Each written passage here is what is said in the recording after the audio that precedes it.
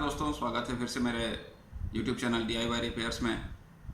आज हम लोग variable voltage constant current battery charger बनाने जा रहे हैं। तो चलिए शुरू करते हैं। सबसे पहले 12 वोल्ट 5 एम्पियर का ट्रांसफार्मर लें। दो 6810 डायोड का उपयोग करके फुल वेव रेक्टिफायर बनाएं।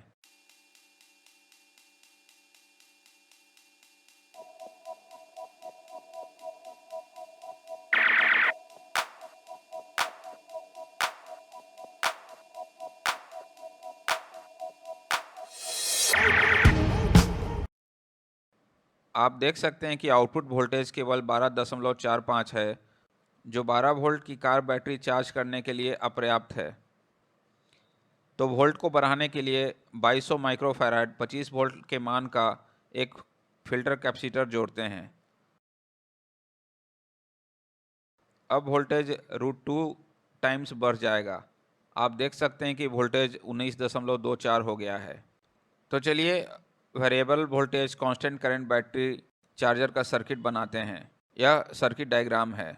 चूँकि हमारा ट्रांसफार्मर 5 एम्पियर का है, इसलिए हम आउटपुट करंट को 3 एम्पियर पर सेट करते हैं, क्योंकि अधिक करंट ट्रांसफार्मर को नुकसान पहुंचा सकता है। आउटपुट करंट को इस रेजिस्टेंस RX द्वारा सेट किया जाता है। हम जानते हैं कि ट्रांजिस्टर BC547 सैचुरेशन मोड में तब आता है जब बेस इमीटर वोल्टेज 0.7 वोल्ट से अधिक होता है। RX इमीटर और बेस के बीच में जुड़ा हुआ है। जब रेजिस्टेंस RX में वोल्टेज ड्रॉप 0.7 वोल्ट होता है तो ट्रांजिस्टर BC547 संचालित हो जाता है और मॉसफेट को बंद कर देता है। जब मॉसफेट बंद हो जाता है तो रेजिस्टेंस RX से कोई धारा प्रवाहित नहीं होती है, इसलिए ट्रांजिस्टर BC547 भी बंद हो जाता है। जब BC547 बंद हो जाता है तो मॉसफेट फिर से चालू हो जाता है और एक बार फिर से करंट बहने लगती है। यह चक्र जारी रहता है और आउटपुट करंट हमारे द्वारा सेट लेवल पर बना रहता है। RX का मान ज्ञात करने के लिए 0.7 को आउटपुट करंट से भाग देने पर हमें रेजिस्टेंस का मान ओम में प्राप्त होगा। यहाँ हम लगभग 3 एम्पियर करंट प्राप्त करने के लिए 0.22 ओम प्रतिरोध का उपयोग कर रहे हैं। रेजिस्टेंस की वाट क्षमता ज्ञात करने के लिए हम लोग फार्मूला I²R का उपयोग करेंगे। यहाँ I एम्पियर में है और R ओम में है। यहाँ हमें 2.22 वाट मिलते हैं। यहाँ हम 5 वाट के रेजिस्टेंस का उपयोग कर रहे हैं। इस 100 किलो ओम पोटेंशियोमीटर की मदद से हम आउटपुट वोल्टेज को 0 से मैक्सिमम में बदल सकते हैं। इस मॉसफेट को हमेशा एक अच्छे हीट सिंक पर लगाएं। 12 वोल्ट के ट्रांसफार्मर के स्थान पर हम 0.12 या 0.18 वोल्ट का ट्रांसफार्मर भी ले सकते हैं। सर्किट में हमें सिर्फ इतना ही अंतर रखना है कि फुल वेव रेक्टिफायर को ब्रिज रेक्टिफायर से बदलना है, बाकी सर्किट वही रहेगा। अब सभी घटकों को जनरल पर्पस PCB बोर्ड पर लगाते हैं।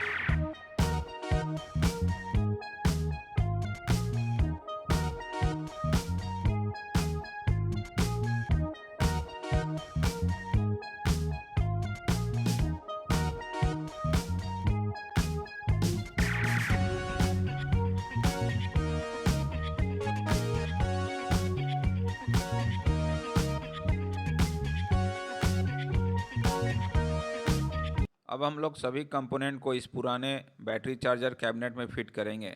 यह एक ऑन ऑफ स्विच है, यह AC फ्यूज है और यह DC फ्यूज है, जो इमीटर और पॉजिटिव टर्मिनल के साथ सीरीज में जुड़ा हुआ है। अब चलिए इस कैबिनेट के अंदर सभी कंपोनेंट को फिट करते हैं।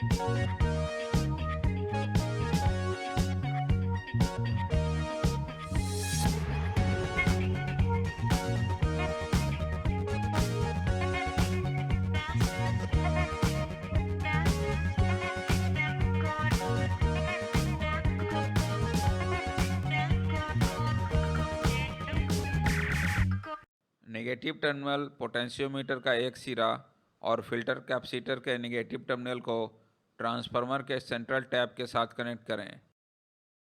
एमीटर को जो पॉजिटिव टर्मिनल से जुड़ा हुआ है 0.22 ओम 5 वाट रेजिस्टेंस के अंतिम पॉइंट से कनेक्ट करें। अब फिल्टर कैपेसिटर के पॉजिटिव टर्मिनल को मॉसफेट के ड्रेन के साथ कनेक्ट करें।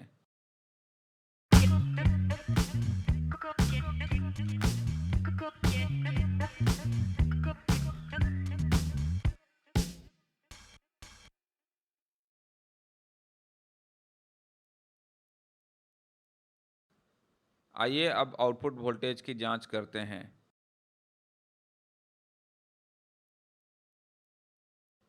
हम पोटेंशियोमीटर द्वारा आउटपुट वोल्टेज को 0 से 17.7 वोल्ट तक सेट कर सकते हैं।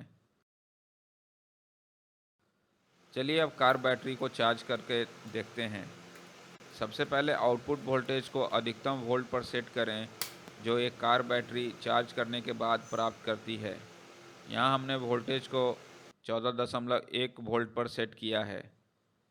अब बैटरी कनेक्ट करें। आप देख सकते हैं कि बैटरी चार्ज हो रही है और लगभग 3 एम्पियर करंट ले रही है। करंट को सीमित करके और वोल्टेज को सेट करके हम इस चार्जर से किसी भी बैटरी को चार्ज कर सकते हैं। उदाहरण के लिए यदि हम 4000 मिली एम्पियर आवर या 4 एम्पियर आवर की लिथियम आयन बैटरी चार्ज करना चाहते हैं तो हमें वोल्टेज को पोटेंशियोमीटर द्वारा 4.2 वोल्ट पर सेट करना होगा। चार्जिंग करंट बैटरी की क्षमता का 10वां हिस्सा होना चाहिए, इसलिए यहाँ पर अधिकतम चार्जिंग करंट 4 एम्पियर आवर का 10वां हिस्सा 400 मिली एम्पियर होना चाहिए। करंट को 400 मिली एम्पियर या 0.4 एम्पियर पर सेट करने के लिए हमें RX का मान ज्ञात करना होगा। RX की गणना 0.7 वोल्ट को 0.4 एम्पियर से विभाजित करके की जा सकती है। यहाँ हमें 1.75 ओम मिलता है। RX को 1.75 ओम से बदलकर और वोल्टेज को 4.2 वोल्ट पर सेट करके हम 4 ampere hour lithium ion battery को चार्ज कर सकते हैं।